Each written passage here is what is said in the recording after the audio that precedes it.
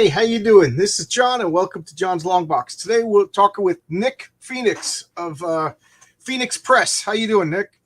I'm doing pretty good. How you doing? Good, good. Nick was on my channel. Geez, I'm trying to remember how long. How long has it been? A while ago. A few months, I think. Yeah, at least a few months. Not a year. Not a. I think I was here for Turn Samurai.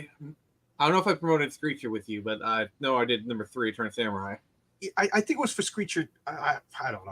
I remember I had Screecher when I talked to you, and I think we were just talking about Screecher, but it was before Sam. Doesn't matter. You were on my channel before. Welcome back. You're the guy with the rats.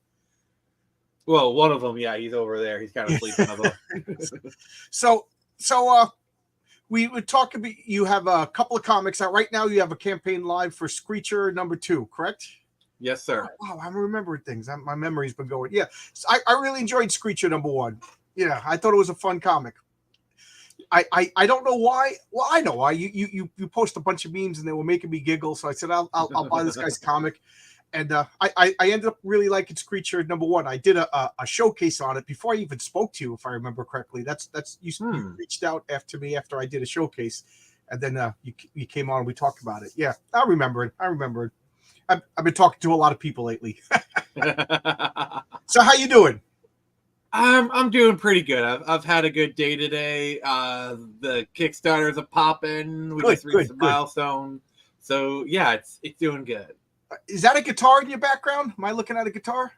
Yes, that is a guitar in the background. Cool. I have no musical talent. I kind of envy people with musical talent. I can't play a damn thing.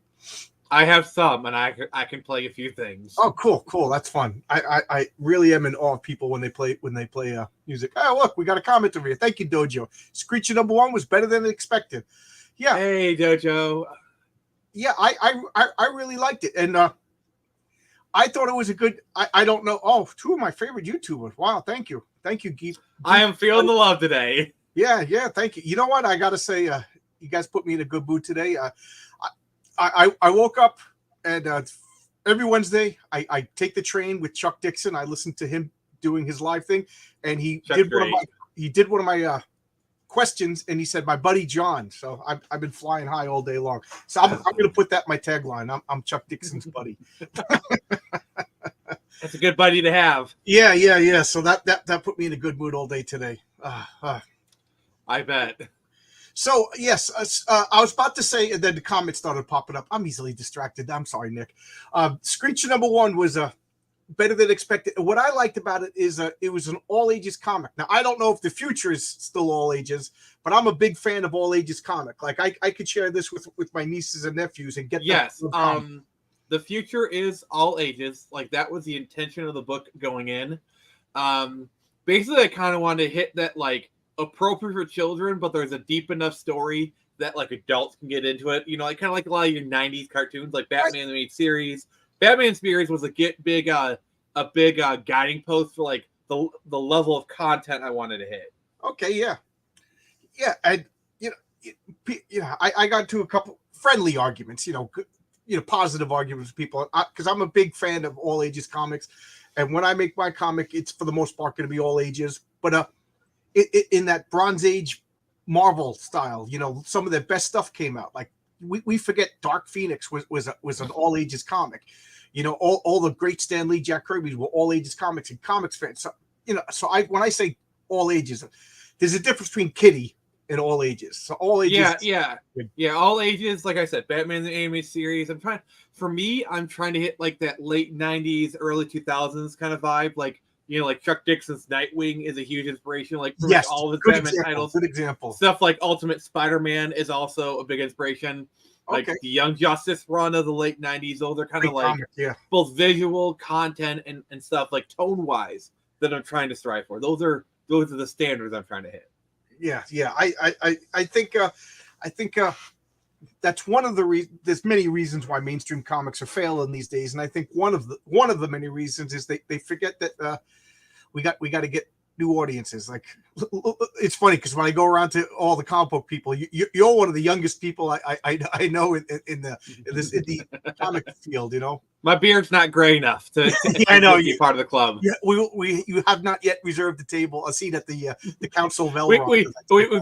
we grant you the rank of comic creator, but we do not grant you a seat at the rank yeah, of we'll call you a Jedi, but not a master or something like that. Whatever the. Have a seat, young Phoenix. Hey, Alan. Hey, Hex Allen, how you doing? Thank you everybody for showing up.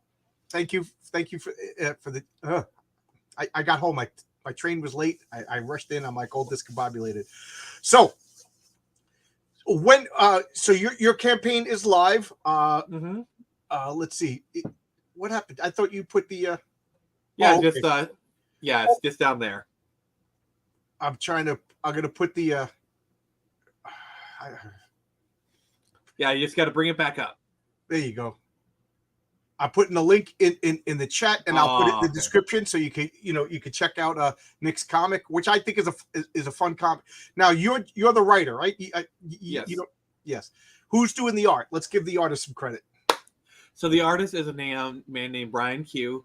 It's like Q, as I keep saying every time, and it's like his last name's really hard to pronounce for me, so I just call him Brian Q. It's like Carollo or something, He's an Argentinian artist, really great guy. He does pretty much most of my stuff. Like he does my Samurai comic. He's done like issues 2, issue 3. He did Screecher #1. He's doing Screecher issue 2.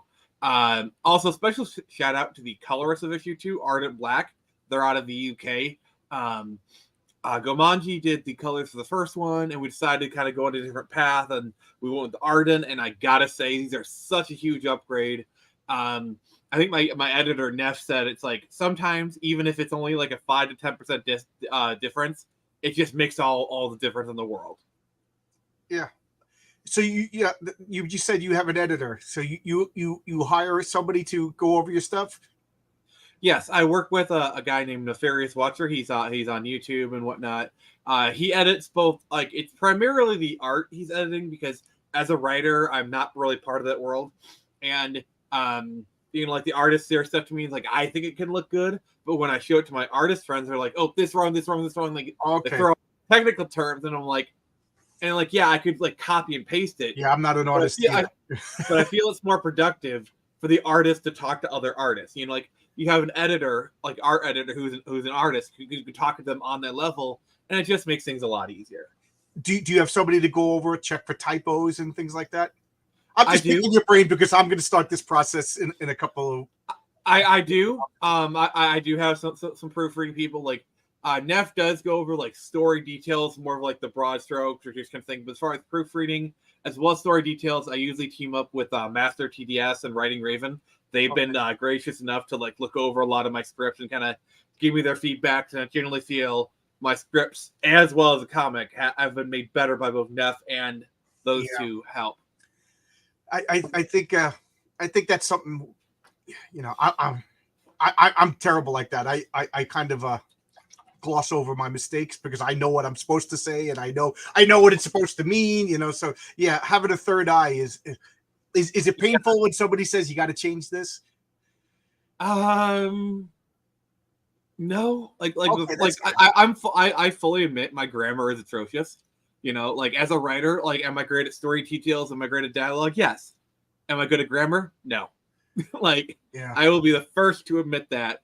As far as story details, most of the time when they point something out, it's fine. Sometimes there can be a little bit of a back and forth, but you got to really have trust in your editor, and also you've got to be on the same page as far as like the editing style. Like for me, editing is like a back and forth iterative process. So it's like they say something, I either kind of rewrite a little bit, and they'll say, all right, that's better. You're getting there, but you need to improve it a little bit more. It's kind of like a back and forth kind of thing. And each pass, you make it better. If you're working together, at least that's my approach. This is not the only approach, not the golden approach. Yeah, well, this is how I do it with you, right?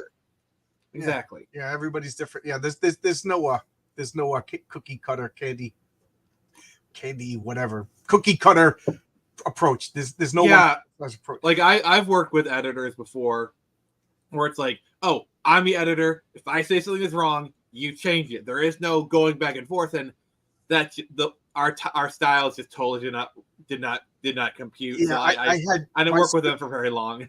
I had my script checked over by somebody, and they were like, "Oh, maybe you should do this." And after like a week or two, I was like, I don't want to change that because. And the editor was like, "Okay, yeah, it's your script. You don't have to listen to me. I'm not your boy." And I was like, "Oh yeah, that's right. I don't have to listen to you." It was just a suggestion. It was funny. Come see Nick can debate as he joins us on Incendiary. All right, you're gonna put on the boxing gloves and fight with somebody. Let me at him. Let me at him. Let me at him. So what is this? Come see how well Nick can debate when he joins us. What is this? I'm going to be going on Dojo's just promoting his stream that's here, fine. which I will be. That he's just promoting when I'm going to appear. So yeah, I'm pretty excited to go. What are you gonna fight about? I don't know, but I'm ready. I'm I coming for you, Dojo. Yeah, this is a surprise now. All right. Round 1, fight. Yeah. So how long does it take you to from soup to nuts to make an issue of Screecher? Sorry, the thing you said, it just kind of put some images in my head, like, oh dear God. But from conception to printed page is usually a matter of like 6 months or so, give or take. Right now, I'm on like 2 comics a year. Turn Samurai in the spring, Screecher in the fall, kind of thing. That's what I've been doing. Okay. And yeah, roughly about 6 months from. I write out the script for the full volume, all in one go in advance, and it's just a matter of editing each issue. So right now, obviously the Screecher Kickstarter is going good, but my mind is kind of starting to go towards Turn Samurai number 4, and as far as that's concerned, the script is done.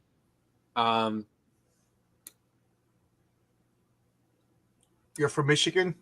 I'm currently in Michigan right now.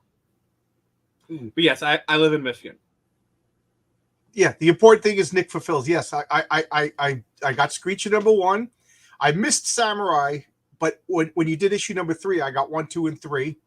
Appreciate it. And I'm currently backing Screecher number 2. So I'm not worried. I'm not worried in the slightest.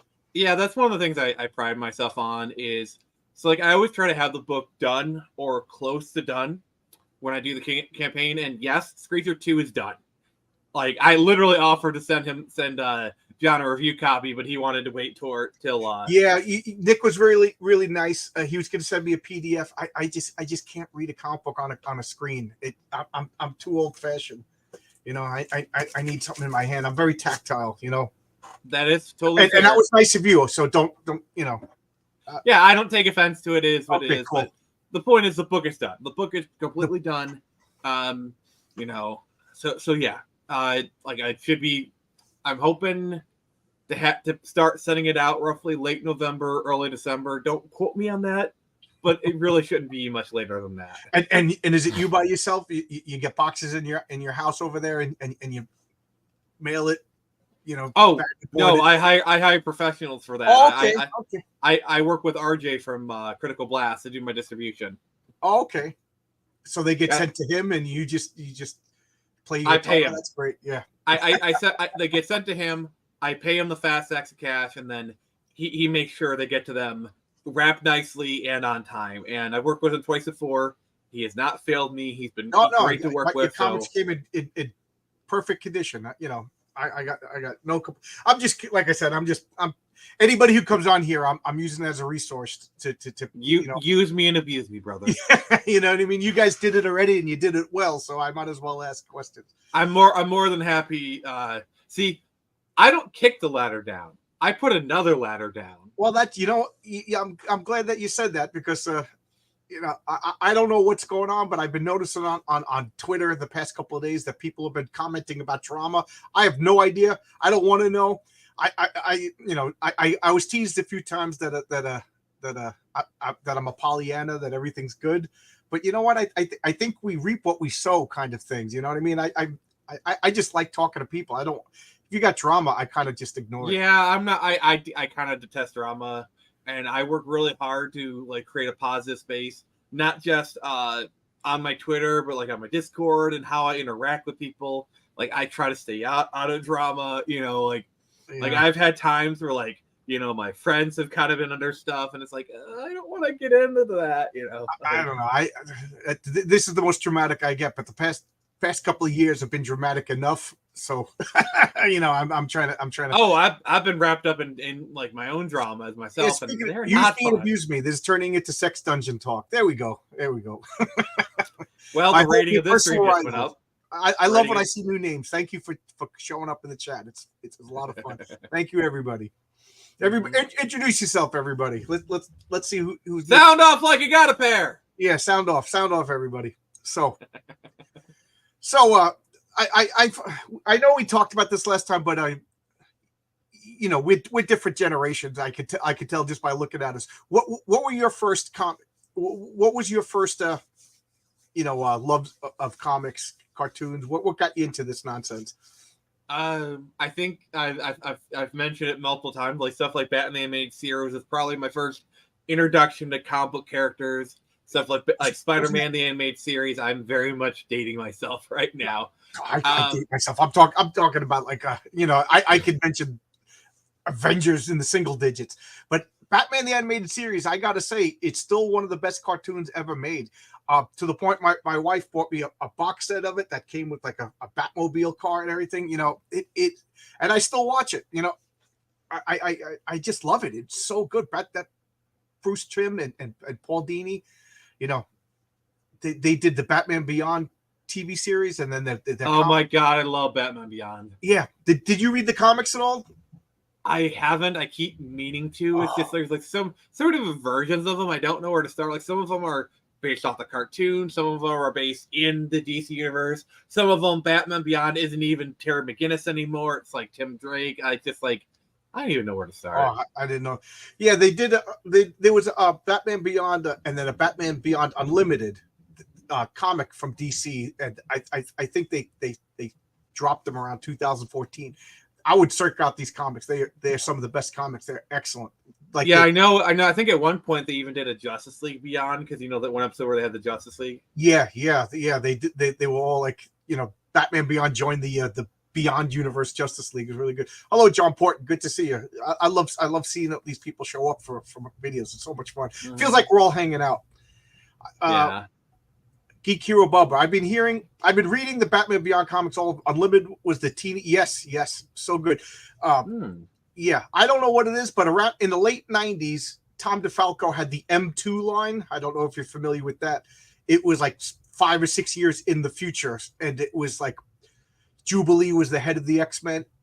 And then around the same time, they did the Batman Beyond universe. And it just felt like the future comics were so good, and then the present comics were getting bad. Yeah, and then like around the time of the Beyond universe, Marvel started doing Spider-Man 2099. Which is basically Spider-Man Beyond. That was an excellent series. What was that Spider-Man's name now? Miguel O'Hara. That's right. Yeah, that was a good series. That was Miguel was the antagonist of the recent Spider-Verse movie, so that he got a big feature. Oh, okay. The iconic Batman. Yeah, didn't he just die? The guy who did the voice for Batman. Yeah, Kevin Conroy. He died about a year ago. Yeah, what a great voice. Yeah, actually. I don't know if you open up Creature Issue 1 on the credits page, there's actually a tribute to him because he passed away right before I went to print with the book. This is about a year or so ago. And obviously, Batman series was such huge inspiration. Kevin Conroy was such an important part of my life. Because I was able to, I quickly kind of re-edited the credits page, put that tribute in there because it just felt right, And I remember too when Tara Strong was her name, the woman she just passed. Was Arlene Sorkin? Yeah, Tara Strong's still alive. Yes. I'm getting my thankfully, yeah. I remember you made a big tribute for her too, which that was a good. You love that cartoon. What's that? Yeah, that was a good stream.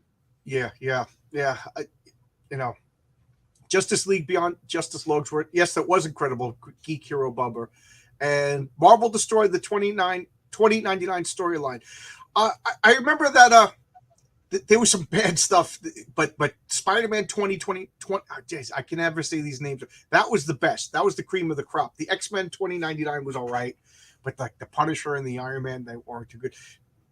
How did they destroy them? I don't even remember them. I just remember them kind of fading away. But whatever. Yeah, I don't So, know because I know Miguel actually came like at one point in like 2010s is actually a part of like the mainline Marvel universe, like the main timeline, like modern like Marvel. Like he was actually interacting with people like Silk, regular Spider-Man, Oh, yeah? Miles, and whatnot.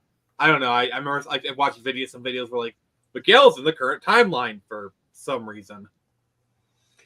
My first comics were all back issues, a long box full. I was 15, finally making my own money, and I started collecting I started full on collecting with Civil War 2006. Oh, okay. It's funny because when I hear somebody started collecting in 2006, I feel like such an old man. But that was some good. They were great art. And yeah, my big introduction to comics is like trades and collections from like libraries. Like I read a lot of Nightwing, the new Teen Titans run by Marv Wolf and George Perez. That was a big thing for me. Wasn't that the best? Oh my god, that was one of your first comics. That was such a that comic. I remember that was an important part of just you were talking about Batman the animated series. That comic, Teen Titans. My friend Jimmy wasn't too much into comics, but he loved that, and it was like a we would get the issues, we would devour the issues, discuss the issues, go over the art. We must have. I think I reread those comics more than any other comics. New Teen Titans has a very special place in my heart. Yeah, such a good run. George Perez, what I still say that him and John Byrne are the two greatest superhero comic book artists of all time. Yeah, George Perez had this talent where it's like, hey George Perez, how many people in the DC universe are you going to put on this one page? And he's like, yes, absolutely, yeah. His answer was yes. Yeah. Because like he had the ability of just putting like dozens of characters on this on a page, and they all and like they'd all be like very well detailed. They all have like their own unique poses. Yep. Because like normally, like any other artist would be like, stick figure, like very crudely drawn in the back. Oh, they're in the background. That means I can put less effort. No, George Perez like, nope. And then they retconned Doom to be Reed Richards. I don't know anything. Is that the 2099? I know that there's always been a flirtation that Dr. Doom and Reed Richards are somehow related through time travel and everything like that. And to quote Doctor Who, it's timey-wimey, and I don't know what I don't know what to expect anymore. Here's information that Conroy was Juilliard trained, very talented. I'll take your word on it. Fun fact. Did you know that I think okay, if I'm wrong on this, guys, please let me know. Robin Williams and Christopher Reeve were actually roommates at the Juilliard. Oh, I'd be a fly on the wall in that room, huh? Yeah. I can imagine, because Christopher Reeve, I always picture as like such a calm, cool guy. I wondered, did like they balance out each other, or was Christopher Reeve just as insane and then calm down? Christopher Reeve always struck me as like pretty straight laced, but he knew how to have fun, kind of thing. We're like, yeah, I'm calm and collected, but yeah, we can have some fun. Like I'll go wild and do a cannonball in the pool, sure. Let's have some fun.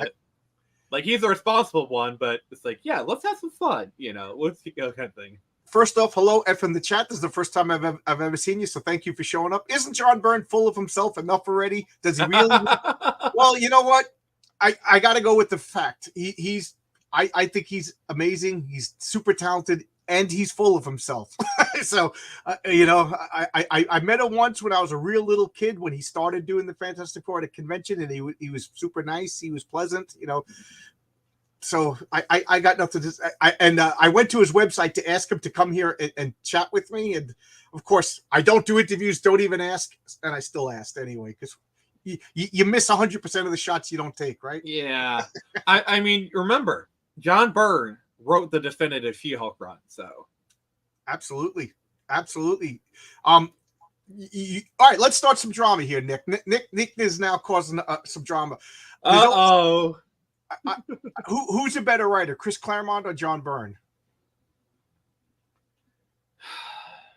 So I've read Chris Claremont's writing, but I haven't read much of John Byrne. Crucify me if you must. I'm not going to crucify you. But I'm going to say Chris Claremont simply because They both have had equal opportunities to write really iconic things, but Claremont is the definitive X-Men writer. Okay. You know, like John Byrne is a great writer, but Claremont, like his stuff has really held the test of time. Like Claremont has written Claremont has written plenty of storylines that people are still referencing to this day. Whereas John Byrne is known for some good runs, but his stuff doesn't like punch through as well as Claremont. Like Claremont stuff goes into the mainstream. John Byrne is just like, oh yeah, like I'm a comic fan. He's like, yeah, he's really good. He's written some good stuff, but Claremont is mainstream. Okay. Like Claremont, I'd argue. You ask the most casual X-Men fan, like to name a famous X-Men writer, they'll probably say Claremont. Oh yeah, without a doubt. Yeah. If you're gonna say who's the best X-Men writer, you're gonna say Chris Claremont. And if you don't say that, you're wrong. That I'll say that. But I was doing some soul searching as I'm going through my comics, and I realized that after John Byrne left the X-Men, I kind of lost interest in the X-Men. John Byrne took over the Fantastic Four, and I love that run. He did Namor, he did Alpha Flight, he did She-Hulk, he did Next Men. I'm going to go out on a limb and lose some subscribers and say that John Byrne was a better writer, because Claremont wrote the Fantastic Four too, and it was terrible. Claremont wrote Generation X, Generation 13, and it was terrible. So when did Claremont leave X-Men? When did he leave X-Men? Like I don't. Did he leave or was he forced out? But I don't remember the exact issue. I quit reading X-Men at 204, and then because I have a very like layman's understanding of like the history of X-Men. So like it's like my impression is like Claremont left, and then the series kind of died off into the 90s when Jim Lee became a part of it, like that, like, right. You know, that kind of thing. Like I thought once John Byrne left the X-Men started wallowing in, oh, we nobody likes us. Yeah, you know, when so I wonder how much was John Byrne or maybe John Byrne and Claremont were like Lennon and McCartney. If there's another controversy. Neither one of them was as good after the Beatles as they were when they were in the Beatles. Maybe. Well, if you want to talk about the definitive X-Men team, I'm sorry. If you want to talk about like the definitive X-Men team as far as writer and artist, it's got to be Chris Claremont and Dave Cockrum. Like you cannot get more. I'm not gonna. I love Dave Cockrum. Dave Clark. I can't even speak anymore. I'm tripping over my own mouth. Dave Cockrum was in the hospital near me when I was working. I was like, and I actually called up my wife and I was like, you know, because sometimes you get so excited as a fan. I needed somebody reasonable, and I was like, Dave Cockrum is in the hospital over here. Should I visit him? And she's like, well, who's Dave Cockrum? I'm like, oh yeah, he drew the X-Men. And he's a great. She goes, have you ever met him before? I said no. She goes, don't go into his hospital room. That's creepy. I was like, okay, but I was like this close to just visiting Dave Cockrum in the hospital. Well, what I would do is I would probably call the nurse's desk and say, hey, I've heard that Chris Claremont's here. I'd like to visit him, but I want to be respectful. Could you please pass along a request to Claremont requesting that I visit? You know, because like you're doing, it's like you're doing it in a more respectful manner. It's like you call the nurse's desk. So what you're doing is like, hey, if you don't want me to come here, I won't even bother showing up. You know, kind of thing. Yeah. Like, it's like if I don't hear back from you, I'll just assume no. But like, who knows? You know, the nurse comes in. It's like, hey, so we had a person come on. He was a fan. He asked if he can come visit you. He asked us to pass along a message. It's your choice. And you might say, you know what? Sure. You know, this person, you know, and then the nurse would be like, hey, we talked to Dave Cockrum and he said it was okay for you to come visit, you know, like at least doing this way, it's not as creepy, you know? Yeah, like, I know. But at least you're like still respecting my wife about it. You know, I mean, your wife was smart. Your right had the right. Yeah, that's like, what you listen to your wife. So that was important. Sometimes I need it, like you know, in the cartoon, you see the angel and the devil. I just have a devil, and he looks just like me. I got to call my wife the angel to. Your wife is the angel on your shoulder. Yeah, but she's not there. You know what I mean? It's just a loud devil over here. I got to call up and get the angel down. I like what F in the chat says. Byrne is a force of nature. I just want to bust it. Yeah, he is full of himself. F and Nick, have you ever read Powers, the Brian Michael Bendis comic? Because they goofed on they had a superhero named Johnny Redbeard, and he was supposed to be like his superhero name was Neutron, and he was the most powerful superhero in the world, but all he did was argue with people on the internet, and they were goofing on John Byrne. Like, here he is, the most powerful superhero in the world, and he sits by his beach and argues with people on the internet rather than fight crime. I thought that was funny. Yeah, he can be taken down a peg or two, but that is some good satire. I will give him that. Byrne was phenomenal on She-Hulk, Hellboy, Spider-Man season. Oh yeah, I forgot about Spider-Man season 1. Yes. Yeah. Chris Claremont. I don't want to take anything away from Chris Claremont. I'm kind of like half-heartedly. Chris Claremont was a phenomenal talent. I have a special place. Johnny Redbeard was an Eric. Oh yeah. Maybe I'm getting the name wrong, but Neutron. Maybe it was Johnny Red or something like that. Or Johnny Redbeard was a Starfinger, right? And he had the power to give and take away superpowers. Yes. Yeah. Maybe I'm getting the names wrong. But whatever, it doesn't matter. His name was Neutron. That was his superhero name in Brian Michael Bendis' powers. All right, I'm crazy and ranting and raving because I've been doing nothing but streamlining coffee. So let's caffeine will kill you. I know. I get up at 4 a.m, and by this time at night, I'm like ready for bed. So I have to chug coffee. My wife is again an angel. I come home and the coffee pot's cleaned and ready to go because she knows I'll just be sitting there like this through these talks if I don't. All right. So what else do you want to talk about? Well, I do have a comic book currently on Kickstarter. Okay. All right. Yeah, let's talk about that. Yes. Let's talk about Screecher. So who is Screecher? So Screecher is a young woman named Avi Fletcher. She comes back to her hometown of Ann Arbor, Michigan after 7 years away. Her father being in jail for a crime he did not commit. And now she must become the winged defender Screecher in order to attempt to clear his name. Yep. Yeah, I liked it. It's a good classic superhero story. And I need a good guy. I like that there's a good guy. So far, you haven't devolved into what the superhero trope of I can't deconstruction. You know, this is just good classic superhero stuff that I'm a big fan of. I really enjoyed it. Yeah, my big thing is like, clear motivations, clear, concise characters, like, okay, this is why they're doing things. They're doing this. Checks out. Cool. Let's off to the races. And what I did like too is she put on the Screecher suit and she's learning.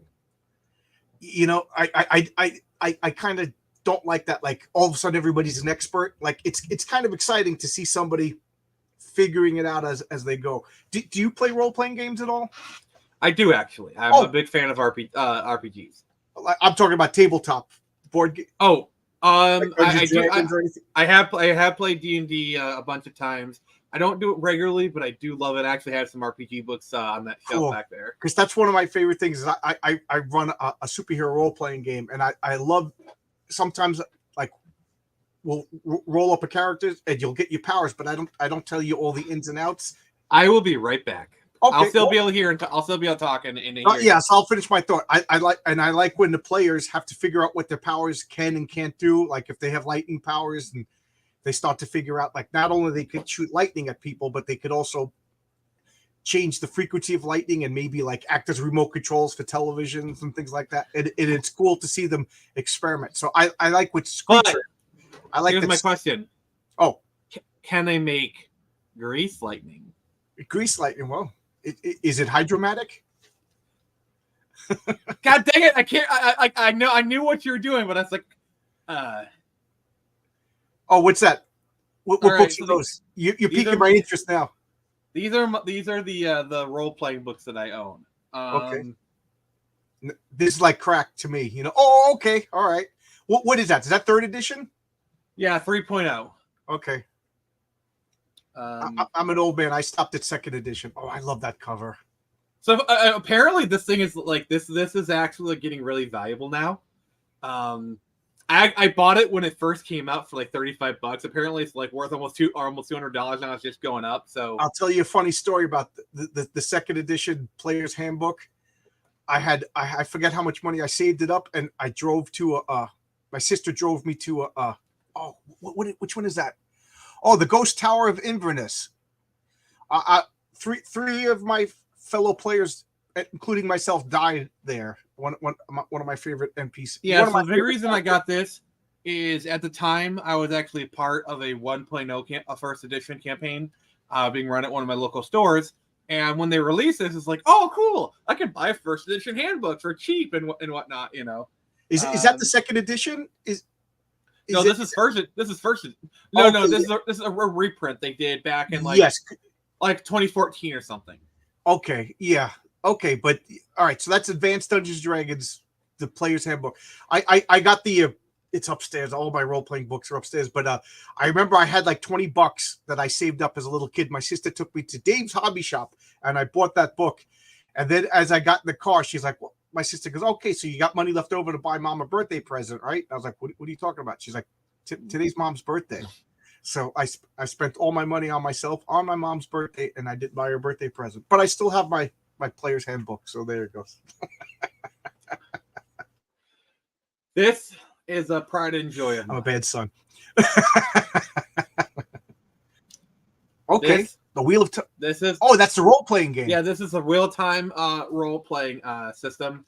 Yeah, so like I'm a huge Wheel of Time fan, not the show, mind you, but the books. All right, you just And- anticipated my next question. Yeah, I kind of figured. The show can go F itself, but like That bad? it's worse. But yeah, I don't want to get into a rant about that. But Yeah. like I've always wanted this, and finally someone hooked me up on it. I still need to get Prophecy of the Dragon. That's like their adventure module set they released. But gosh darn it, that thing is getting so expensive. Like it was like oh my god, because like they sold like obviously people are going to buy the role playing book, but not many people with these kind of things are going to buy the expansion. Because like they did the role playing book. It's based off the D20 system. This was released in like 2003 ish, and they did an adventure module called Prophecy of the Dragon. So it's like, oh, jeez, yeah. Are you a player, or are you the game master when you play? I'm usually a player. I haven't been a player in like 30 years. I'm always the game master. I've DM'd a couple times with mixed success, but I just usually play. I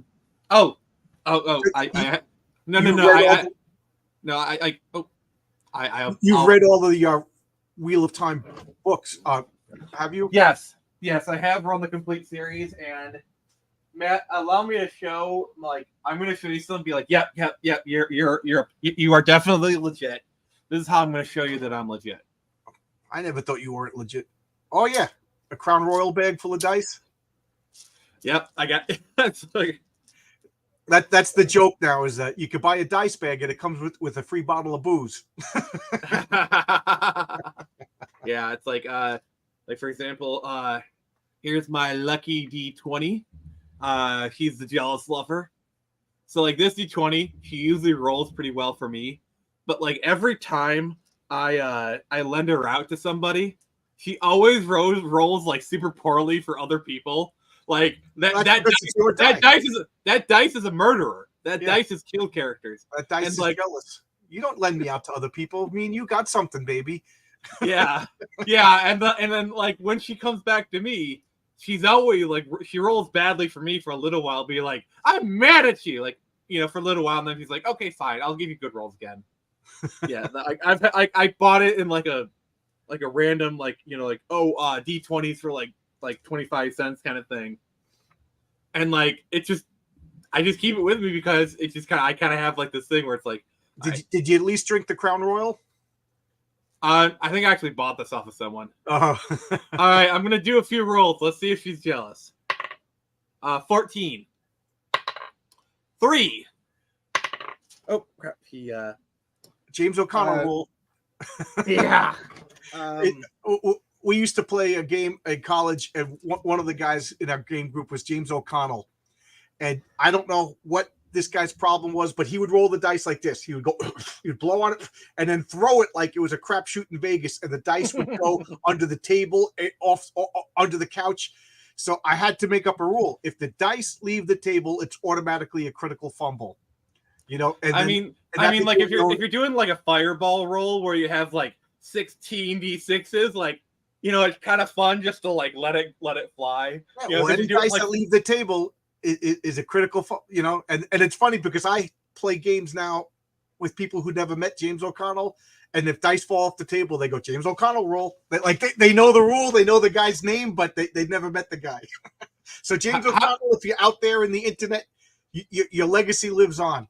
How funny would it be 20 years, if you had James O'Connell come back to the table, but he never told anybody like his full name, and all of a sudden says, "Oh, James O'Connell roll," and he's like looks at him like, "How do you know my name?"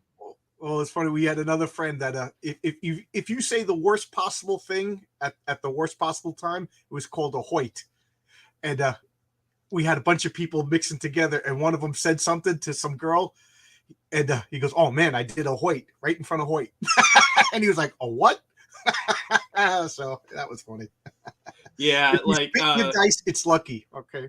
Like I remember in my family, we had this thing where it's like, this was before like Karens, like the term Karen to come in, and I have this aunt who was basically acting like a Karen in like the 90s, 2000s. They always existed. We just never had a term for it. Yeah, we just didn't have a term for it. My parents, my family always called it pulling an X. Like I'm not going to say her name, of course, but like, you know, it's like, oh, you pulled an X. You know, when it comes to like acting like a Karen, you know. My life is full of That's some hoity-toity bull crap like that. Oh, there you go. I like that. There you go. Nice. My friend Karen is probably the nicest, sweetest person in the world, and she's like, I have to change my name. I have to change my name. Yeah. I say stupid. Oh, join the club. Join the club. I say stupid things every day. Hey, brother. I'm the treasurer of the club, so you're good. So okay. So the reason we went off into a whole wonderful tangent about role playing. 40 minutes really and we still haven't talked about a comic. This is a good conversation. Because I said I liked that Screecher was learning her abilities, and that to me I thought was a really cool touch. I find that a lot of here I am saying newbies, but I'm a newbie. I find like a lot of newbie people they make like an invincible, all powerful, kick-ass character. Mary Sue. Yeah, and if you want, I'll tell you about Mary Sue in a sec. But I find that to be like a disservice because it's fun to see the fumbling and the goofing around and the panic in their eyes, you know. And that's one of the things I appreciated about Screecher was she's a reluctant hero kind of, and she's making some mistakes along the way. But she's a good person. This is like the recipe for everything that I like. Yeah, and there's definitely more of that on display in this book. Like she gets torn up, she gets beaten up, you know, she gets a sense knocked out of her, but she keeps going, you know, because like sure, I've got some complaints about like her knowing how to use her tech, you know, fair enough. But I always make sure to show like she's not invincible. She gets her butt kicked, you know, like she gets shot. You know, like just because she might know how to use the tech doesn't mean she knows how to kind of navigate these situations. And it's a learning process for her. And the name of your new comic is Friendly Fire. And again, I didn't read anything yet, but I always like to play a game called Beat the Writer. So I'm already, just because of your title, I'm assuming something she messes up, you know, because Friendly Fire is when you accidentally shoot your buddies. So I'm like, I'm like nervous before I even read. Don't tell me if I'm right or wrong. I don't want to know. But that's kind of the fun. So I like. Well, it keeps. If you want to get an overview of what to expect, you can always watch the trailer.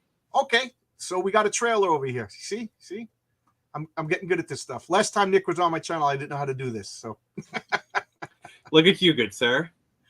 Here we go. So here's a Kickstarter. And then could you post the link in the comments again, just so people can grab it? We just launched this Friday, and we're already over 900. Sorry, I'm kind of happy. But let's do the trailer, then we'll go from there.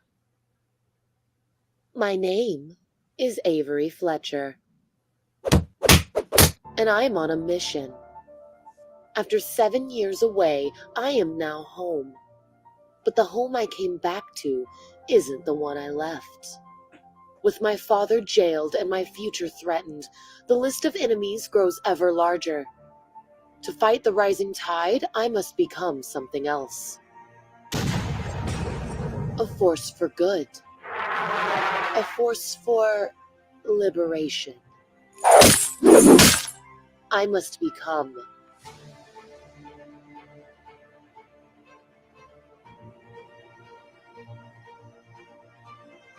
That's a cool logo.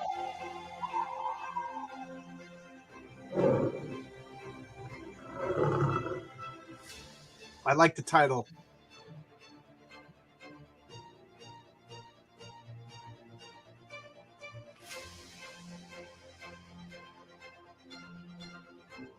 Cool.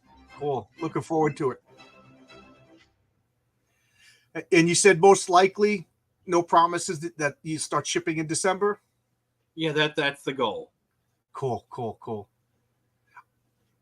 So here's the cover, and I have gotten a new logo done by my boy Xevious, and oh my god, did he! That is a cool logo. Yeah, I like it. Yeah. Mm-hmm. Yeah, So, he seems pretty cool. I've been talking with him on Twitter too. He seems like a good guy. He's a great guy. He's just the best, literally. So like, yeah, here's some of the interior art, and like already, John, you can tell, like, yeah, the color's got an upgrade. And I like this. Now she's actually seeking out and learning training, so she's learning that she needs some more skills. Yeah. See, I like that. I you know, I don't want to badmouth other people. That's not why I started. Yeah, probably a good idea. Yeah. Just being blunt, you know. But yeah, just like look at the lighting on this. Like yeah, it is good. Yeah. You know. And I like her costume design. You keep bringing up Nightwing, so I got to ask you: Are you a fan of Spoiler? I do like Spoiler, and Spoiler actually was a design influence for this book. Yeah. I like it. You know, like I actually will say, like Spoiler was definitely an influence on Shiva for sure. Like you see Shiva's design, and you can kind of see a lot of Spoiler on there. What's her name? Shiva. That's the new antagonist. Okay. Cool. Oh, trading cards. Yep, I do trading cards. That's part of the goodie bag tier, and then from here I talk about like my stretch goals and whatnot. You know. Do you stress out coming up with stretch goals? I was kind of leading up to this. And, you know, because like the thing about like my campaigns is one thing I've noticed in the past where it's like I usually don't have an issue getting funded. You know, like a lot of my previous campaigns, I'm funded like the first 2 weeks max, week and a half, 2 weeks kind of thing. But the problem is they tend to peter out after that because for two reasons. One, I don't have any proper stretch goals, and two, I myself kind of lose motivation to do it because like, oh, it's funded. I don't have any stretch goals to promote, you know. So this go around, I wanted to make a point of having at least 3 different tiers of stretch goals. You know, like for example, the 2K stretch goal, I'm gonna have 6 a.m. do a sticker for Shiva. This is what he did for Screecher. This is his design. He did one for Screecher, and he's gonna do one for the other person. At 2.5K, there's gonna be a line art book. Oh, cool. That's gonna be pretty cool. And then 3K, Joam Sontag is gonna do a cover. Oh, cool. So if you guys can get me to $3,000 funded, Joam Sontag is gonna do a cover, and you guys will have the option of switching over your cover to like this is an example of his art, you know. Oh, nice. That is cool. This guy. Yeah, he does Reaper Destroyer. He's a great guy. Yeah, that is cool. How is it working with Kickstarter? It's doing pretty good. I'm kind of trying this out, you know, because I hear like, oh, Kickstarter has more reach. Kickstarter like has like people are. We got to be honest. Kickstarter is the biggest reach of all the crowdfunding sites. Yeah, you got to be on. You know, like I said, John Byrne was a great talent, and yes, he's arrogant. You know, I got to be. But it's been easy for you. They've been pleasant for you to work with. I mean, as far as the site is concerned, yeah, it's fine. Again, like I said, I'm using you as a resource. I'm using it and abuse you. I'm gonna say if you're just talking features and like usability, I think Indiegogo has more features and is kind of a little more usable. Okay. User friendly. But the thing is, Kickstarter is like the Coke to Indiegogo's Pepsi. Like when people think of crowdfunding, they think of Kickstarter. It's like a Xerox kind of thing. Yeah. So you got that. Also, suppose like, and plus, like, I don't know how many times I go on a campaign like, oh, you're on Indiegogo. What are you going to use Kickstarter? Have you thought about using Kickstarter? It's like an affront. Like not using Kickstarter. It's like, all right, fine. I'll try it. I'll see what happens. And because you've used Indiegogo in the past, right? yeah, I used Indiegogo for like a bunch of my last campaigns. Actually, my first campaign was on Kickstarter back in 2020. I did Project Access. So like I'm not no stranger to it. I don't know. This is just kind of like I'm seeing how it goes, and Yeah. I'm sorry to pick your brain, but I just can't help but be nervous. You know what I mean? I'm excited and nervous at the same time. I hear you. Who drew this cover? Oh, this was done by a fan of the comic, Princess Sparkle Corrigan. That's a name. Yeah, it's they're really cool people.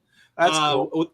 The way it came about was I did a post on Twitter where it was like, oh, what I wouldn't love to have Screecher done in like a Mike Turner style, like Witchblade. Yeah. And I think like it was a few weeks later they came to me like, hey, I have something for you, and they showed me that, and I was like, oh my god, yes. How cool is that? I asked if I could put it on a cover, and they said yes. I even actually have T-shirts of this available now, just because it's just really good art, and I think it's a great like alternate cover. That's got to feel great to see fan art of your character, huh? That's happened a few times. Like that is cool. For like Drawtober, I've actually had a few people draw Screecher as one of their Drawtobers and tag me in it, and that was like really cool. That like is I've had some people kind of posting stuff, and it is very humbling to have people do that for your comic and for your life. that is cool. I don't know. I have a running joke with one of my friends when they're just like, oh yeah, I whatever. I made a TV show and people watch. Oh, that's very humbling. And my friends always like, if I had a TV show or if I had a character and somebody said they loved my character, he goes, I'm not going to be humble. I'm going to be like, yay! He goes, I'm going to be the opposite. Sorry, I'm just laughing. I mean, the thing that I'm like, coming up soon here, there's probably going to be a situation where like I'm at a con, and oh, that's right. You said you were going to a con, huh? No, I do cons all the time. Okay. What I'm saying is there's probably going to be a time coming up here soon where I'm at a con and someone walks up cosplaying as Screecher. That would be so cool. Oh my god, I'm going to freak out in a good way. Like, my god. Like the idea. And then what you do is you walk up and be like, who are you supposed to be? And see if they even recognize you. what character are you? And then they're like, oh, it's Screecher. or like no, you don't. Or like it would be even crazier if like let's say I'm at like okay, this is my dream scenario. Let's say I'm at like some other random booth, like I'm browsing keychains or something, and then another person walks up to me, like they're just kind of like just browsing the keychains themselves, and they have a Screecher costume on, and you have like that kind of like Back to the Future kind of thing where like slowly like creeping in, looking, and I'm like, nice costume. Who's that? Oh, Screecher. It's my favorite comic book character. Blah blah blah. You wouldn't know. Yeah, that is literally what I do. I'd be like, oh yeah, I've heard of it. I heard it's pretty good. I think I know the owner. I think the owner. He's like a friend of my brother's or something. Like you know Nick. You know him. Like yeah. He's kind of a friend of a friend. Yeah. Just like that kind of thing. That would be funny. And then later on, like they make their way to the booth, and they see me, and their eyes go like, they just realize like, I literally had a conversation with you 5 minutes ago, and yeah, that would be fun. That would be fun. Yeah. So you did conventions before, so you had the booth set up and your comics there. How were the people? Were the people cool? Lovely, absolutely lovely. And I talked to you a few times. I know you like I don't understand. I've had a few snippy people, and I'm very cautious when I go up to people because at conventions, for the last couple of times I brought my wife, and I was more important that my wife would enjoy the convention than me. So like I was always like very like subtle and reserved, and everybody's been so pleasant, so nice. But I have heard horror stories. Neil Adams was a jerk, like I said, John Byrne was pleasant. Walt Simonson, oh my God, was he the nicest guy I ever met? Well, George, the thing with me is I'm selling something, and nobody knows who I am. right, So like, right. I need to get people to, like, I'm not John Byrne, where people Yeah, you literally drive 3 hours just to see me. You know, like Yeah. I'm not like. I mean, to be fair, I had a convention like a month or two ago where I had a fan literally drive 3 hours to see Nice. hours to see me. So like that was really cool. You know, but Wow. yeah. That's cool. That's cool. They told you that? I drove 3 hours just to see you. To be fair, they're kind of a super fan that like I chat with a lot. So Oh, okay. you know, like they told me they were doing it beforehand, so like I knew it was coming.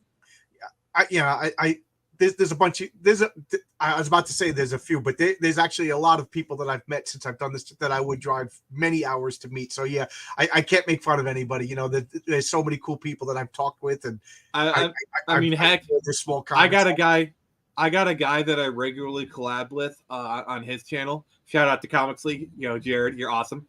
And I do a lot of stuff on his channel. He lives in Florida. I honestly, if I had the means, I would gladly go to Florida and visit him for a weekend. You know, record an episode. You know, like literally just him and me or whatever. Like that's a dream right there.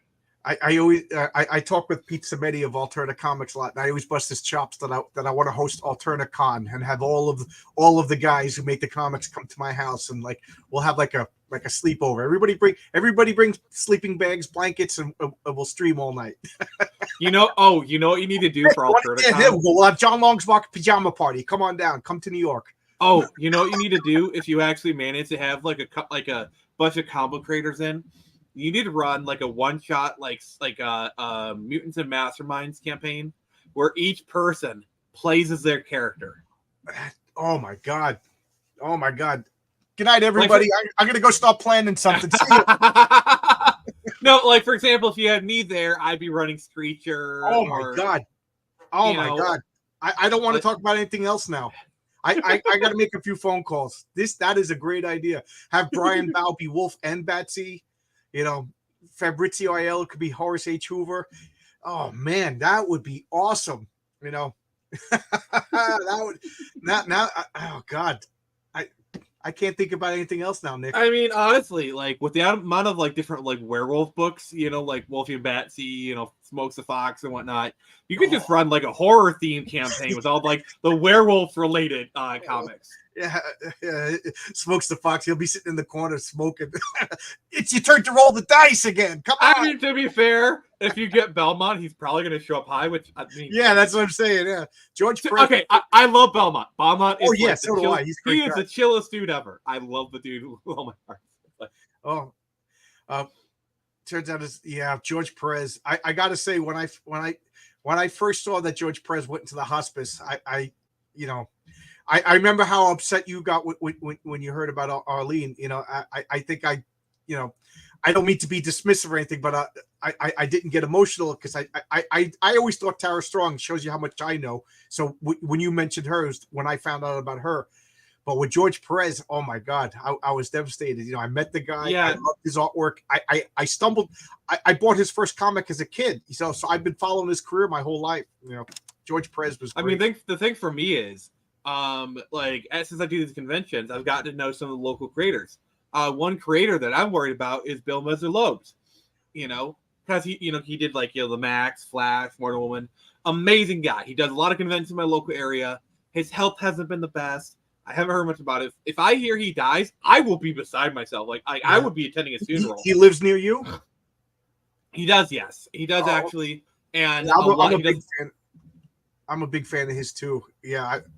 And like the thing is, I want to work with him before he passes. Like I want him to do a cover of Screecher so badly. I'm hoping I run into him at Great Lakes Comic Con. I'm going to like, hey, here's a 11x17 Bristol board sketch pad. Here's $200. Here's like $5,000 or whatever.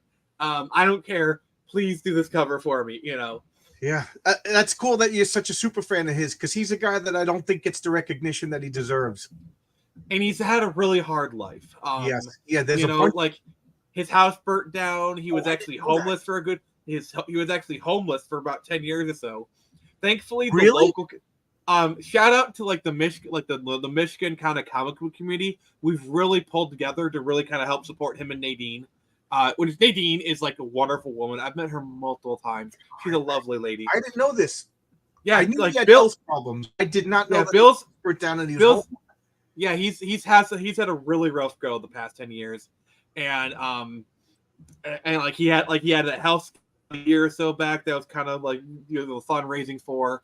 I shared the fundraiser for. As far as I know, he's still alive. I haven't like heard anything from him in the past year or so. But as far as I know, he's alive. I feel like if you had passed, I would have heard about it. Oh, you're playing with my emotions here. You gave me all this high about the role playing game as your characters, and now you're telling me about Bill. You know, I feel like I'm on a roller coaster. So yeah, Bill loves. He needs our help and support, and I just want to throw all the money at him in the world if I could. Yeah. There's so many. You know, I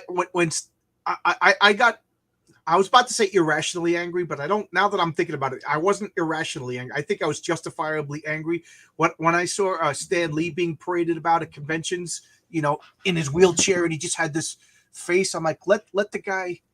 He doesn't need the money. His handlers are abusing. Do you realize how disgusting it got? They're like they were trying to sell vials of Stan Lee's blood. Yeah. It was really bad. Yeah, I remember getting. There was one photograph. There's two fans are all standing there excited, and then Stan Lee's in this wheelchair, and he looked like Grumpy Cat. And I'm like, you know, how can you fans call yourself fans and do this with this guy? No, because then they can say we met Stan Lee. Here's a picture. Yeah. You know, it's like everyone just used him. You just used him, and that's why I really didn't go see Dave. Like I got excited. I'm gonna go see Dave, and I'm like, the guy's in the hospital. He doesn't need like. He legitimately enjoyed doing the cameos, so that's fine. He loved doing the cameos. So like okay, like he was in decent health at that point. He was probably treated like a king, you know. Plus, he's a ham, you know. He's a ham. Turn on a camera somewhere, Stan Lee shows up, you know. And I actually do like his cameo in Infinity War, where they actually de-aged him to look like the way he looked in the 70s. That was nice. I like the fan theory that he was the Watcher. Well, actually, no. If you in the Guardians of the Galaxy 2, he's a Watcher informant. Yeah. I would have loved to see him CGI turn into a Watcher or something like that. That would have been. I gotta say, as bad as Captain Marvel is, I actually had to watch it because my colleagues made me watch it as like an April Fool's kind of thing. Like I lost a bet. I will say his cameo in Captain Marvel was actually really good. Like I like that he's on the bus, he's reading the script for Mallrats, and like she sees him, they see each other, and then she smiles like she recognizes him. Like okay, all right, okay, that actually is a good cameo. That's touching. I remember which I'm trying to think. What was the first Marvel movie that he did not have a cameo in? Was it Endgame? Because no, he was in Endgame. Like he was the flashback sequence. That was like I think his last one actually. Okay, so I'm trying to think.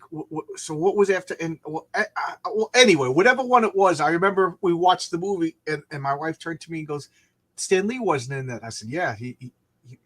And she goes, "Oh my god!" You know, like she got all sad. She was looking forward to the Stan Lee cameo, and you know, she doesn't follow the comic book, so she didn't know. You know, are you aware of the history of Stan Lee cameos? They filmed a bunch of them early, right? Well, I think that, but like his first cameo was in Trial of the Incredible Hulk. Oh yeah.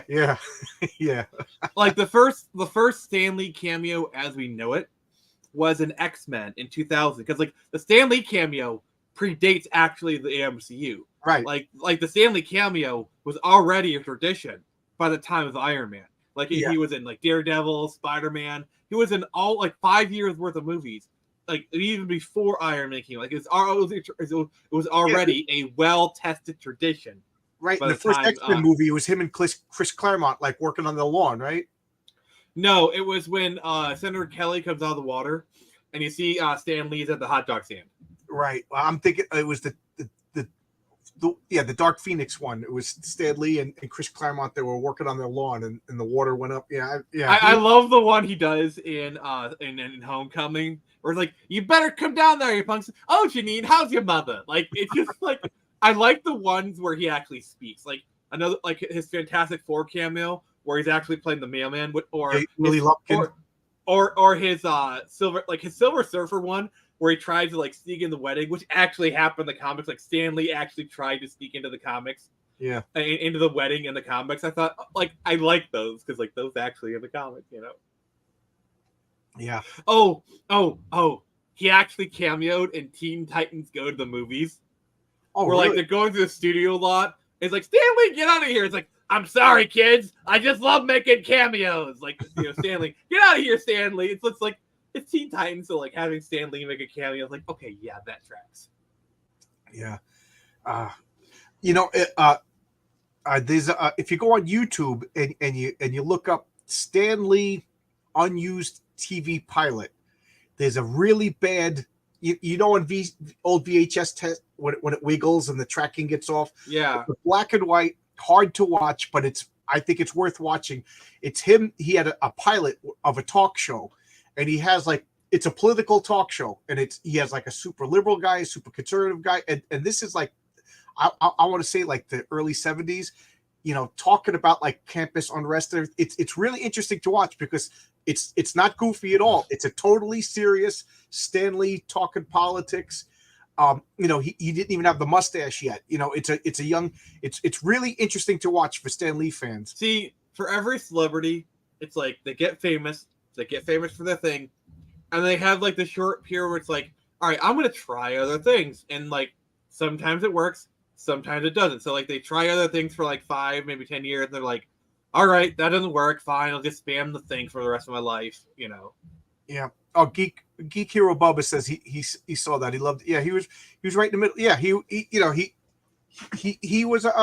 was a good moderator for he was a good facilitator for a political talk. And whatever your politics are, it doesn't matter. It's just interesting to watch Stan Lee, another side of Stan Lee as a serious talk show host. Oh, for example, whenever you see Jerry Springer do like serious talk show stuff, he's actually really good at it. Oh, I would. Yeah, for example, if you ever watched like the Jerry Springer show before it became the Jerry Springer show as you know it, like it was just a regular talk show, it was actually pretty good. Because you got to remember, Jerry Springer was a politician. He was the mayor of Cleveland, so like he knows how to be like that kind of person. Well, I have a low opinion of politicians, so that's not a good resume. Well, the other big one is Pat Sajak. Pat Sajak, we just think of him as Wheel of Fortune, but like he actually did a late night show. Like he actually is an experienced, you know, what it last like one season? One season, yeah. Yeah, I watch it. There's something likable about Pat Sajak. Do you remember Chevy Chase had a I think it lasted half a season. Chevy Chase. Oh my God, everyone hates him. Yeah, I don't know. I can't stand him. Stan saw William F. Buckley, figured he could do better and more balanced. Probably. I don't think Stan was in love with the idea of being stuck in comics his whole career until it got. Yeah. I mentioned that a few times, that Stan was always a little bit embarrassed by comics. He said that he was at a party a few times and he was surrounded by people like, oh, what do you do for a living? I'm a doctor. I'm a fireman. and he was like, yeah, I'm a comic. Until one day, I guess somebody said to him, man, I love you. I love your work. But, you know, I'd like to think he died happy. You know, I never met the man. I saw him. I think over time he definitely came to embrace the Stan Lee persona. I mean, you can clearly see that as like the spokesperson, because there kind of comes a time in everyone's life where they have to accept, all right, this is what I'm known for. Like Leonard Nimoy, it had to embrace being Spock, you know. Yeah, because he wrote a book, I'm not Spock, and then 10 years later wrote a book, yeah, right, I'm Spock. Yeah, it's like this plays out over and over and over again. It's like the one musician where it's like, I wrote a hit song about jelly beans. Oh, I hate that song. Yeah. And then when literally all their other stuff bombs, like, hey guys, I wrote jelly beans. Remember me? Ba ba ba ba ba ba ba ba ba ba ba ba. You know. So let's get back to Screecher now. Is Avery? Is she your self insert? Are you really Avery? Do you see boobs? Do you like? I got man boobs, but like I don't have female boobs. I got moves. No, I'm just joking around because I think that's also another newbie writer thing is they insert themselves into the characters. Now, granted, sometimes I put parts of myself into Can't characters, help that. like You can't help that. different things, but like I don't know, like people who do self inserts are crap writers who can't imagine past themselves. It's because the whole point of being a writer is empathy. To be a good writer, you have to put yourself in someone else's shoes. You have to put yourself in an entirely different mindset. You have to think like, okay, what motivates this person? And it might be a type of morality that you aren't that is totally against what you're for, but you need to put yourself in their headspace. We're like, Right. okay, I think this morality is totally reprehensible, but I need to think from their perspective. Kind of give you an example. My favorite villain is Magneto. Okay. Okay, because he is the perfect person to where he is like Magneto. Okay, the thing is, every villain believes they're the hero of their own story. Okay, like that is something that like every writer, every creator needs to understand. All right, a person doesn't intend to do evil. Okay, I mean, sure, there are some people, but like the road to hell is paved with good intentions. All right, and people do stuff out of defense of their home, out of their god, their ideals. They don't do it to be evil. Okay, like you make. I'm trying to tread very carefully because like this kind of conversation can go into some very bad waters. Right, but I understand what you're saying. Magneto is a nuanced character that you have to change your way of thinking to I think the Joker I think is just a guy who embraces. He's just evil. He just wants to cause mayhem and destruction. I don't think Joker sees himself. So I don't think you need to really get. I mean, the Joker, the Killing But Joke. Magneto, I agree with you. You can't just. I mean, even the Joker, like madness. Madness is the emergency exit. You can step aside, close the door. I know those dreadful thoughts you'd hoped were forgotten. Because, like in one of the Joker's origin stories, he had a wife, he had a daughter, and they were killed in tragedy. So for the Joker, madness is his escape from having to confront the ideas. Like even the Joker of all people, the most chaotic character ever, still has a motivation for his character. Like there is a method to his madness, and I can't believe I just pulled that off. Yeah, but I agree with you. I think Magneto is a very subtle, a very he's a bully. He's a bully that becomes a bully. He's a person who espouses against ideas. Battle not with monsters yet, lest you become a monster. Like he became a monster. Yeah, like this is why I feel like the Holocaust is crucial to Magneto's character. Just keep aging him down, make him immortal. Because seriously, guys, like Magneto being a Holocaust survivor is key to his character because he's like when in verse of like let them put a number on their forehead, see how it goes. Like he's experienced. He's literally got a number on his arm. And, like he's seen humanity at its worst. And the thing I love about it is he is a self-proclaimed mutant supremacist. But if he met a Ku Klux Klan person, he'd probably kill him on the spot. Like, oh, you homo human like white supremacist, like he killed him. He's a mutant supremacist. He's literally no different. Yeah. I was going to get more political, but that's identity politics. That's identity politics for you. Yeah, let's just skim the surface, shall we? So, we've been talking for an hour and 15 minutes. Let's talk a little bit about Screecher, and we'll. All right, let's put the campaign back up. Yeah. Oh yeah, I got to do that, not you.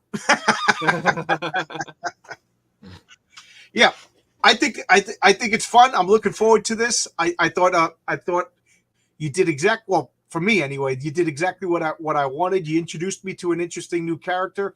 You didn't make her overpowered. You gave me a relatable origin. Keeping in mind that the idea of superheroes is ridiculous, but you took it seriously and you made me want to get number 2. Yeah, so, I feel like the whole. You do realize this is a universe where a guy can shoot lasers out of his eyes, so nothing matters. Logic doesn't matter. Like, here's the thing: internal consistency is important. Like Right. internal logic makes sense. Right. If you say a person can't do X, all right, then and you break that rule, what's the point of you even reading your story? If nothing matters, if logic lore doesn't matter, if like consistency doesn't matter, what is even the point of me even caring about your book? Okay, what's the point? What is the point if nothing matters? Like if lore doesn't matter, then nothing matters. If consistency, if all that stuff doesn't matter, then what's the point of reading it? Because there's no drama, there's no whatever. Like there's an entire book, like entire stories, legions of stories have been written with a plot of, okay, we can't do X. Now we had to figure out a way to do our thing without doing X. You know, it's just like, Yeah, I agree. I agree, and I think a lot of mainstream comics now are written by tourists who aren't lifers, who don't understand that this is serious. You know, I have a job. I have my day job, and I have to take it seriously. Otherwise, I lose my job. I don't get paid. I don't pay my mortgage. You know, and you know, Bill Besler-Loebs, Walt Simonson, George Perez. These guys were in it for life. These guys cared. You know, and you know, you obviously cared. This is your comic. This is your creation. You're taking it seriously. I think there's a lot of people right now who are playing with things that other people created and don't have the reverence and respect. There's my rant about negativity. I'm trying to be positive, but I couldn't. That's what the lefty want. A pointless. I mean, it's the classic Tolkien quote: "Evil cannot create, only corrupt." Yep, and look at the Rings of Power. I'm a big Tolkien fan, and it's funny because guys at work get so mad at me that I won't watch that show. But you know, to their credit, they never read Tolkien, so they don't know that it's different. You know. Yeah. Yeah, I'm like, well, I read the Silmarillion, I read this, I read that, I read this, and I could quote the Silmarillion to you, and you know, during the time of this event, I could draw you a map of where Galadriel was. She wasn't there, and they're like, oh my god, it's just a show. See, the thing about the thing why they're so far off from Galadriel is they try to turn her into generic warrior woman number 3, whereas Galadriel was the queen of quiet feminine strength. Galadriel is a character where an army comes through a door, she literally is like the only person on the battlefield, and she just looks at them and they all bow to her. That is the strength of Galadriel, is her presence, her aura, like she looks at you and all of a sudden you know, like she's got like the radiance to her, like you know, it's like that she is the epitome of like feminine power. She is like the apex of what we feel is like the feminine power. You know what I'm saying? And by the way, I'm not saying feminine power is weaker than male power. It's just a different form of power. Yeah. Like men have like this, like their form of power. Women have theirs. Both are honestly equally powerful. I'm not saying anyone is stronger than the other. You know, like you could have like Conan could charge up to Galadriel and she just stares at him and he'd stop, and then like 30 minutes later he's on the ground crying. I had people she didn't even need to say a freaking word. Galadriel was a warrior thousands of years in the past. I go, yeah, what battles? What, you know, you can't argue with me. I read the books. You know, Galadriel left. She left Valinor because she wanted to rule. She wanted to be a queen. She didn't leave because she wanted to fight. And the whole time when her brothers were all fighting Morgoth, she was hanging out with why can't I remember her name? Turgon's wife. You know, they invented Lembas. You know, I could go on and on and on and on about Galadriel, but I just find it arrogant. Wait, they invented Elvish biscuits. Yeah, you know, you that's gonna drive me nuts that I can't remember the woman character's name. But anyway, Melian, she was hanging out with Melian, but she you pay all this money for an intellectual property and then you change it. You know, like I find that arrogant. Like you know better than Tolkien. You know better than Jack Kirby. You know better than Michael Golden. You know better than Bill Besler-Loebs. You know, I would if I ever had the wonderful opportunity to play with the toys that these, Screecher, you hire me to write Screecher or something like that. I got to respect your vision. I'm going to write Screecher and then turn her into a 6'8" hulking man who, whatever, shoots laser beams and spider powers. Well, that's not Screecher. No offense, but if I am hiring anybody besides myself to write Screecher, it's going to be Chuck Dixon. Yeah. No offense. No offense taken. If you had that opportunity and you didn't take it, then because like Chuck Dixon is probably the only person other than myself who I feel like has because obviously it's kind of modeled after his stuff. Like I feel like his taste, the way he kind of writes comics. Oh, he would take Screecher. He would take Screecher and Soar. Yeah, he would be. Yeah. Yeah. So like in terms of I'd love to have Chuck Dixon write one of my characters, maybe in between Alpha Core or something, like he can squeak something out. Who knows? Oh, he's so fast. He would be like, you want me to write a script? Here, I'm done. He's notoriously quick with his scripts. He said that he was given an exclusive 12-month contract with DC, and he was not happy with it because he did all of his work in 3 months. So he's like, so what? I'm supposed to sit here for the rest of the year and not do anything? So he wrote novels and stuff that he could publish later on. But he was like, he would write. He was writing The Outsiders for DC, and they fired him, but they didn't tell him quick enough. So he says he had 6 more issues written. That's how quick and fast he is. So yeah. See, if you look at Chuck Dixon's output in the late 90s, he was writing every secondary Bat Family book. He was doing Robin, Nightwing, Catwoman, all the secondary Batman ones. He was doing it. He was single-handedly doing the Bat Family book. Yeah, he said he was doing 4 or 5 comics a month at one point. So again, let's finish out on Screecher now because I got to go have dinner. Yeah, I always end these talks the same way. I got to go have dinner.